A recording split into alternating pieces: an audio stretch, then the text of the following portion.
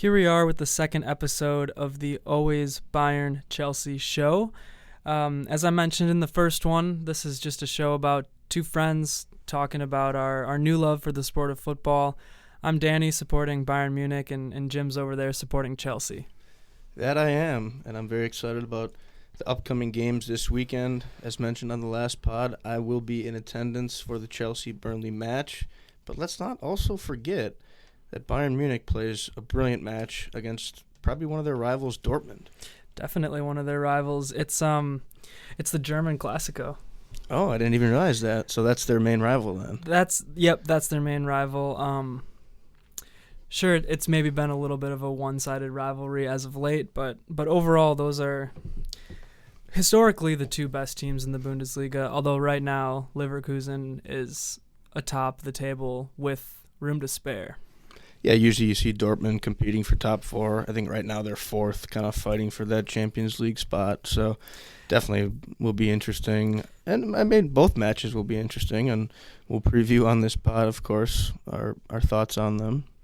Yeah, so before we kind of jump into our match previews, I just wanted to see if there was anything you wanted to mention regarding the couple of international games that happened over the weekend. As we're recording this today, it's Monday, March 25th, 2024. So there were a couple of international matches over the weekend. Most important one probably being the United States of America going up against their rival, El Tri, Mexico. United States won by a score of 2-0, as they like to say, kind of a classic score between the two teams. Really has been a one-sided affair the last, I think, 7. United States has gone unbeaten, 5 wins, 2 draws, I want to say. Tyler Adams scored a brilliant long goal. One of the most brilliant goals I've seen in a while. Yeah, I mean, it was really special, 44th minute, I think. That was awesome. And then Gio Reyna added one later, kind of coming off a brilliant little move by Christian Pulisic. So it was great to see. I didn't personally watch it, but saw the highlights, and obviously I'm proud of the United States for winning that CONCACAF Nations League, I believe for the 3rd time in a row. Any action from the Chelsea players in the international matches to speak of? Mentioned in the first pod, Enzo was playing, scored a goal in a friendly. Moises Caicedo was playing yesterday for Ecuador in a friendly. Mm-hmm. Played pretty solid from what I understand. Kendry Paez, who's kind of a wonder kid for Chelsea that will join them when he turns 18, also plays for the Ecuadorian national team, subbed in that match. It's always good to see young players like that. Then I think there were a few others that had international duty. Palmer didn't play for England. I said I was hoping he would start. Apparently he might have picked up a little bit of a knock. I think he's fine now, but was kind of hoping he'd play. Is what it is. Maybe he'll get some rest and be ready for the next Chelsea match. Awesome. I guess more exciting news from the German national team. They picked up a 2-0 victory against France, which is something that I wasn't expecting. I don't know if many people were expecting it. Now, you could maybe say that France didn't take this match super seriously, but nonetheless, I think we're happy to see the German squad come out with a very good victory. And the thing I wanted to mention about that is Musiala and Florian Wirtz playing together was truly special. And these are two of the brightest young stars in Germany who I wasn't sure if they were going to be able to work together just because of their styles of play, but seeing them together kind of gives me something to potentially look forward to. Now, I don't know if Florian Wirtz is going to leave Leverkusen or if he does even want to come to Bayern Munich, but that's kind of my hope, is to see Jamal Musiala and Florian Wirtz together someday at Bayern Munich. And then I guess the other thing to mention for the German national team relating to Bayern Munich is that Joshua Kimmich was playing right back, and that's kind of been his position as of late at Bayern, but that's not been I don't think the position that he wants to play. So it'll be interesting to see if he plays right back going forward. Did not give up any goals to Mbappe. Obviously, it takes a village to stop a guy like that, so it wasn't just Kimmich. But, I mean, it's something to, I would say, be happy about and just look forward to as a Bayern fan. Yeah, I was actually looking at the match, didn't watch it, but kind of figured maybe Mbappe wasn't playing, but then saw he was, so I was definitely impressed with the German side. They got the Netherlands tomorrow, which I think is going to be interesting too. That'll be cool. Apparently they're kind of rivals. I also have been just seeing a lot of talk about Nagelsmann, former Bayern coach. People are saying he's doing fantastic for the German national team, so maybe some regret from Bayern? Yeah, there's there's always rumors. I've heard rumors that they might want him back because it's different leadership right now compared to about a year ago. A couple days over a year ago. I think it was the end of March last year when he was sacked. Probably prematurely. It's tough to say, right? I think that Bayern just wanted to go out and get Tuchel, but Nagelsmann was supposed to be a 5-year project. He had a 5-year contract, and they sacked him after, I think, a year and a half or something like that. So it's kind of a bummer for him. Those contracts really don't mean much from what I've noticed. So yeah. As much as it's nice to say you signed a 5-year deal, I unfortunately don't think it means much for those guys. Yeah, a lot of turnover in the coaching sphere, that's for sure. Well, cool. I guess if there's nothing else to talk about with international play, that's really all I had. If you want to jump into a Chelsea preview. Yeah, so as I mentioned multiple times now, I will be heading across the pond, heading over on Thursday night. Game will be against Burnley at Stamford Bridge, Saturday afternoon, 3 p.m. start London time, 10 a.m. start Central Time in America, where we are right now. So pretty typical start time. Really excited for it. I mean, I could not be more excited for this match. Getting to see Stamford Bridge, getting to see the players live. Even though I saw them in preseason, there's more players now. Better field, hopefully. Definitely a better field. I mean, I would hope, being a big club as Chelsea is.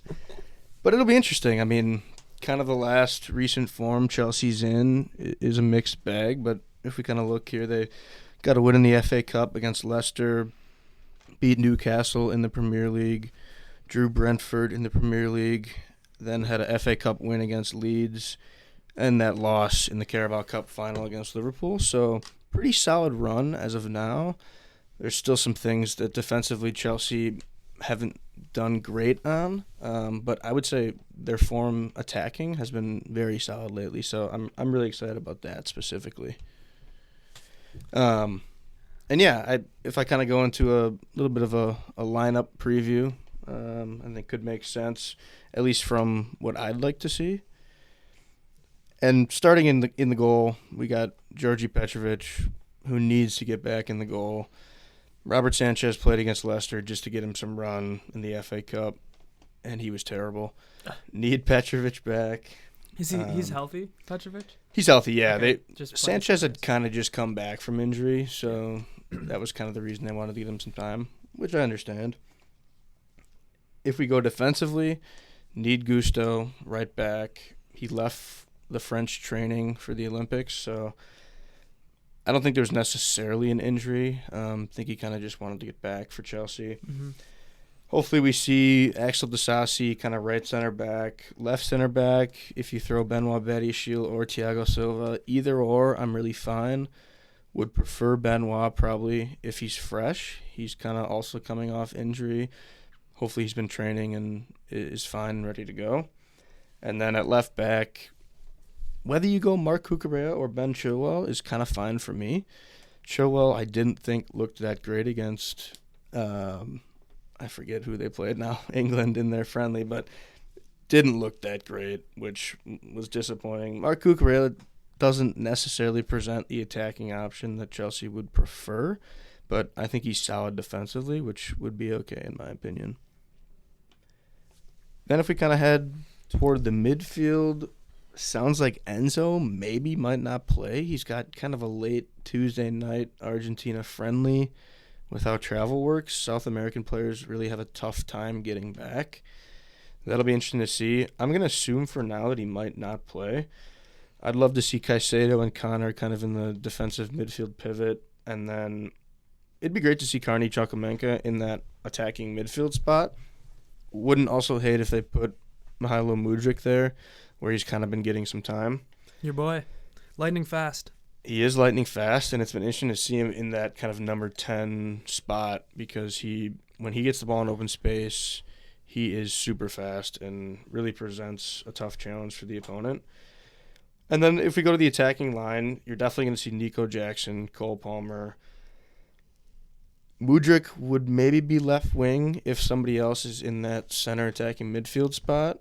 Otherwise, you could see Sterling. I wouldn't love to see Sterling. We talked about his recent form of play. Yep, the ball's still floating in the atmosphere somewhere, many are saying.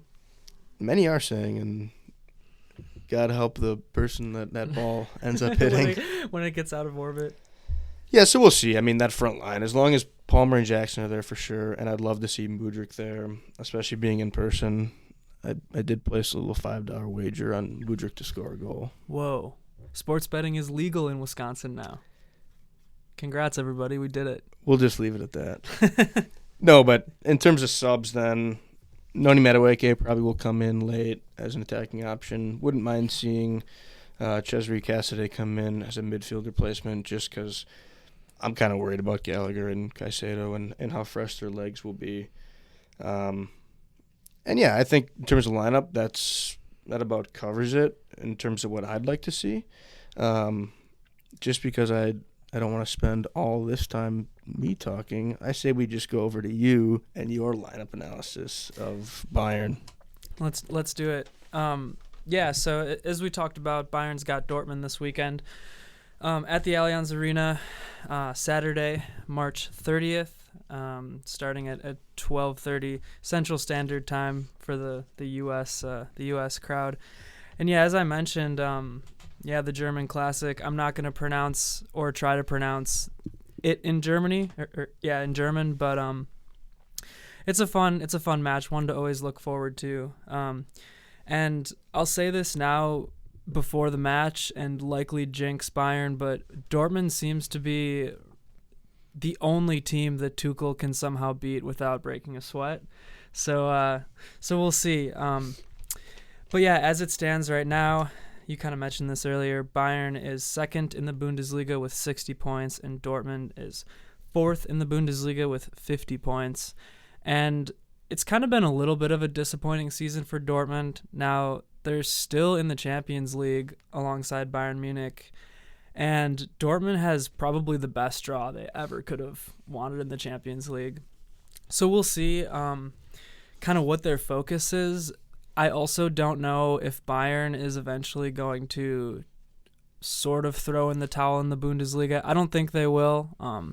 While they're still not mathematically eliminated, I'm sure they're still going to try hard. But there is the do you focus on the Champions League fully? Do you focus on Bundesliga? And so we'll see. I think you still do want a top 2 spot in the Bundesliga to get a better draw for next Champions League. I'm Definitely. Pretty sure that's how it works. Yeah. To my knowledge.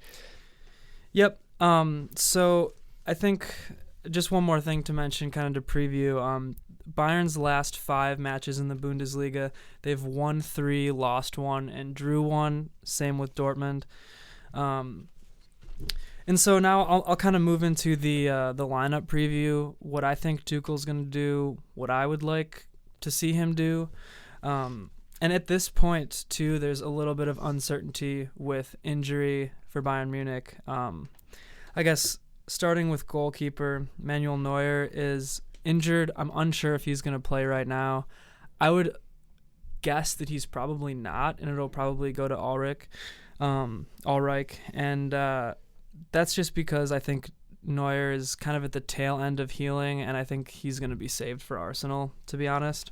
So if you had to go confidence meter 1 to 10 for Ulreich. I would say 6 or 7. Like, not bad. Better than average, definitely. And he had some experience playing earlier this season in the Bundesliga when Neuer was hurt, but he hasn't played in a while, so it's just kind of tough to exactly gauge it. And then I guess moving up to the defense, I do think that Alphonso Davies is going to start at left back this week. just because I think he's fully healthy now, regardless of what happens with his contract situation. There's rumors right now that Bayern kind of gave him an ultimatum, like, here's our final offer. You have to tell us before the week is over, is what's being reported, if you're going to accept it or not. So that's kind of interesting. But there is a chance that Rafael Guerreiro will continue to start. It seems like Tuchel's been liking him anyways. So, and then over at right back, I think, as we talked about, Joshua Kimmich will start again at right back. That's my prediction, and that's kind of what I'd like to see too. And then as far as the center backs go, we had a lot of discussion about this last time, but I think it's going to be Matthias de Ligt and Eric Dyer. I think that Tuchel's just going to stick with the combination that's been winning games. And I kind of mentioned last time I would, I think, like to see a Matthias de Ligt and Kim Min-jae combination, but at this point, do you break up what's been working? Probably not. So I wouldn't mind it if Eric Dyer got the start too.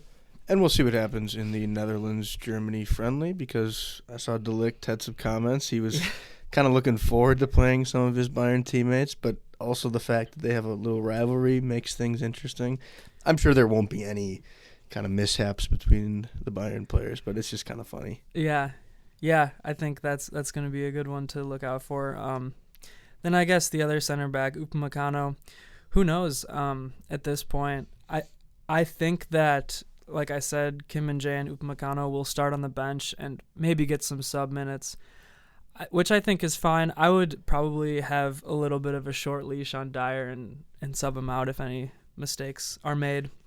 And moving on to the midfield, I think it's going to be Alexander Pavlovic and Leon Goretzka, and that's also what I want to see. I think Pavlovic is going to be healthy. He was kind of battling some, I think it was tonsillitis. It was some sort of an illness. So maybe Konrad Laimer will be in there, but probably not. I think Pavlovic will be good to go. And then on the attack, we have, I saw news today that Harry Kane was practicing. So I saw that as well. We're going to see if he's going to play. It's, again, as I kind of talked about, do you just rest him for Arsenal or make sure he's fully healthy, or do you play him against Dortmund here? I don't know. If Kane doesn't play, I think it's going to be Choupo-Moting. I think that's what Tuchel would do at striker, but I wouldn't mind to see Tell step into that striker role since he's done that before. But we'll see what happens there. And then as far as the rest of the attack, I think it's going to be Musiala, Muller, and Sané. I would like to see Sané do well. I've been just kind of begging for that the last couple of matches. He was a report just came out actually that he was kind of battling injury, and that could kind of describe his slump in play, his scuffling play lately, to be honest. But I still have hope that he can turn things around. So, well, as a wise woman, my mother always said, "Ask and ye shall receive." So I think you asking for Sané to play well could be just the thing he needs. Very wise, yeah. So we'll see, but I want to see Musiala, Muller, and Sané again up there out front attacking. I think that the team is just better when Muller's out there in the middle. He's just such an intelligent player, and as we mentioned last week, great smile, and I need to see that again on the pitch this week. Always good to have a veteran out there, for sure. I wish Chelsea had more players like that in the attacking and controlling parts of the game that have more experience, that just know how to get things done, especially against an opponent like Dortmund that's probably going to be fired up and trying to upset Bayern's day.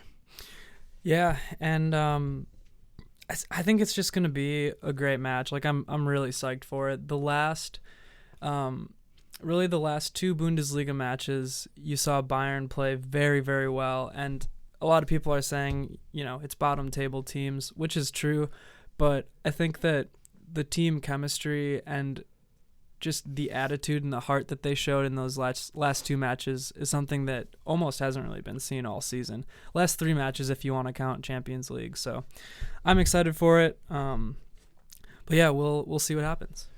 I will say, from what I've kind of seen from Dortmund, I think they got a little juice behind them right now. They advanced in the Champions League. They're probably feeling great about themselves. They've been playing fairly well in the league from what I saw. They got some young, exciting players that I think could bring a little energy and spice to the team. One of my personal favorites, Ian Matson, Yeah. a loanee from Chelsea, of course, has been playing really well at left back for them. And, that's just one guy, but they also got some guys that have put a decent amount of goals in the back of the net. Just offhand here, you got to watch out for Danielle and Fulkrug, who've scored most of their goals. But then they also got Brandt in the midfield, who gets a lot of assists and has picked up some goals. Has been playing really well. Looks great on SofaScore. Haven't necessarily watched him. Yeah. But Sofa doesn't lie, so I'd watch out for him. Yeah, those guys that you mentioned, those are solid players, and they're players that you cannot take lightly. Even though, like I said, for some reason Tuchel's seem to have the upper hand with Dortmund, but yeah, I'm excited for it. And while we're discussing other opponents, Chelsea playing Burnley, they're 19th in the Premier League right now, bottom of the table, which does a little bit scare me because you're fighting for those relegation spots. So Burnley, they're desperate for wins week in, week out. Yep. They don't play other European football. They're only focused on the Premier League. That means they're basically going out every single week trying their hardest, which sometimes can lead to aggressive play, potentially injuring the opponent. I don't want that to happen. I don't want to speak that into existence. I just know that sometimes that can happen. I'm not really too worried about anybody. Their actual top scorer has been David Datro Fofana, who's on loan from Chelsea. So he's not going to play just because he's on loan from Chelsea. Wow, I didn't know that. But then, so their other top guys also have 4 goals, so I'm not too worried about it. The only other thing I'll kind of note about Burnley is they are partially owned, as I mentioned in the first pod, by J.J. Watt. Oh, yeah. And his wife. I totally forgot about that. Yeah, so his wife played, I believe, for the Houston Dynamo in the NWSL, which is the American Women's League. It's kind of been a bad look, I think, for him that they've been worse this year. Obviously, they just were promoted up into the Premier League, but still, I think people were expecting them to do a little bit better, which has been... And actually, what's funny is Ian Matson was loaned out at Burnley last season when they were in the Championship League. He was a huge part of the reason why they got promoted to the Premier League, and now Chelsea kind of had him in the doghouse and sends him back out to Dortmund. So kind of funny how that all intertwines on this weekend. Yeah, that's well, it's good for our program. Oh, phenomenal for our program. At the very least. That's interesting. Yeah, I felt that same way the last 2 matches for Bayern against Mainz and Darmstadt, that sure, these are bottom table teams, but they're really fighting for their lives right now, and they're not just going to roll over and die. Yeah, I mean, especially that one team, forget which of the 2 you just named, but man, they were really fighting, especially when they were down 8-1. Yeah, that was Mainz, and I actually the thing about that match that I like about Mainz is they didn't just park the bus. Like they tried to win, and it was kind of close for the first maybe 20 minutes or so. And that's just always more exciting to watch and more respectable as a fan than kind of what Darmstadt did, which was just park the bus, whole team in the box basically. And strategically, that's the one thing that will always worry Chelsea fans under this Pochettino-led team. When teams do park the bus and play a low block, Chelsea really struggles to find a way to get the ball in the back of the net. Burnley, unfortunately, probably will be more likely to do a low block, which does worry me slightly. I think with the talent we have, and if we place certain guys in the right positions, things will be better. A guy like Karni Chukwuemeka that I mentioned, if he's fit and can possibly start, he's a guy that knows how to break down a low block, kind of get passes within those tight lanes. Him moving with Cole Palmer, I think, will be really great for this Chelsea team and open things up. But yeah, it's always a concern when a team plays a low block against Chelsea. Yeah, they'll have to use some of that lightning quick speed to maybe counter or just break through some of that. And that's the other tough part is that's why Mudryk hasn't gotten the time I'd love for him to get, because he works well in those open spaces. And if you're against a low block, you're just not getting as many of those spaces. So True. at times you kind of disappear if you're just thrown out on the wing and you don't have all this space to work in. So it'll be interesting to see how they kind of go against that and try to break that up. Yeah. What are you most excited for? I mean, I'm sure the answer is everything, but what are you most excited for to be there live? That's a tough question. I mean, honestly, just to start, we're doing a tour as well 2 days after. Tour of the bridge? I'm just as excited for that. Yeah. I just am really excited to step in, see Stamford Bridge, see all the fans, see specific things on the tour, kind of a backstage pass, if you will. But in terms of the game, I mean, I mentioned the preseason game, how awesome it was to see the pregame players warming up. Super excited for that. Where we're sitting on the west lower side, you're kind of going to get that eye level of the players, which will be really cool. Yeah, the picture you sent me, and just looking at the website, those seats look awesome. Yeah, so from what I've kind of gathered, they will be attacking that side in the second half. So Gotcha. The first half could be tougher. They're going to probably dominate possession. So the first half, I'll probably be looking at the other side, which will be a little tougher potentially. But the second half is going to be awesome, especially if they're scoring goals. And last time they played Burnley, they scored 3 goals in the second half. So That'd be awesome to see again. But yeah, I mean, besides that, it's just going to be cool to be there in the culture and finally kind of pay off the reward of obsessing over this team over the last 2 years. Yeah. Well, I'm excited for you. Like I said last time, I'm gonna need you to record some fan chants. I'm gonna need you to record, not the entire match, but some chants, maybe some reactions or some pictures or something, because I'm looking forward to hearing about it. Unfortunately, Chelsea kind of known for not the greatest chants. People joke that all they say is just Chelsea, Chelsea, Chelsea. Yeah. Which is kind of true, kind of not. Hopefully they're not losing, because then the chants will get real toxic, talking about the owner selling the team, talking about getting rid of Poch. Oh, Sterling too. Weren't they booing Sterling the other week or whatever? Well, they really booed when they subbed Mudryk off instead of Sterling.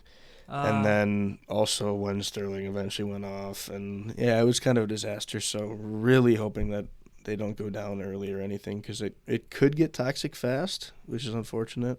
Yeah, I'll try to record some things for sure, and maybe even record kind of a quick 5-minute post-game reaction that you can maybe throw in a pod. Maybe that would be record awesome. your own Bayern longer reaction. But just so you listeners out there can get your weekly dose. Good. Yeah, that brings me right to something that I wanted to mention. As of right now, things are so fluid and just getting started, but I think it'd be nice to do sort of match previews like we're doing now, and then also match reactions every week. So, whether that's 1 or 2 episodes midweek or maybe right after the match on the weekends, but I think that would be kind of nice to start with. Yeah, and I mentioned this last pod. Chelsea plays midweek next week against Man United, so potentially we'll record a little reaction to that as well. And yeah. I don't know when. I doubt Bayern also plays in the week. They probably just played next weekend. Yeah, just next weekend. Yeah, so we can probably definitely work around that and get a couple of reactions. I'll be watching that one in Bruges, which will be interesting. Hopefully I did find a bar that I think is going to be pretty good, and we'll show the game, so I'm not too worried, but we'll see. Yeah. The following matches for Bayern after Dortmund is on April 6th, and then after that, it's midweek Champions League versus Arsenal. And we'll obviously have a lot surrounding that match as it gets closer to it. Yeah, so we'll see what happens going forward. Like we said, with you across the pond, things might be a little bit wonky coming up, but regardless, I think you can expect more from us, and you can also expect photos on our Twitter page. I just thought about that like seconds ago. As was I. I was literally going to throw in, make sure you follow the Twitter because it's up and running. Always Bayern Chelsea. At always Bay Che. Yep, exactly. So we're definitely going to have tweets during games. I'll hopefully have servers, or they'll post after, or I'll text Danny, or he'll tweet. However it'll work, we'll figure it out, but it'll be awesome. Yeah, so that's all I have to say. I don't know if you have any final thoughts or not, but check out the Twitter page, and also we're on YouTube now. I mean, it's just the podcast right now, but like Jim mentioned, we're going to be posting some kind of match updates and reactions to Twitter too. So do all that stuff. Last thing I'll say is you might not see me because I might just stay in London and go to every game. Yeah. Well, that's perfect. I guess have a safe trip. Obviously, I'm talking to you as soon as we stop recording, but that's all I got to say. Go Bayern. Up the Chelsea.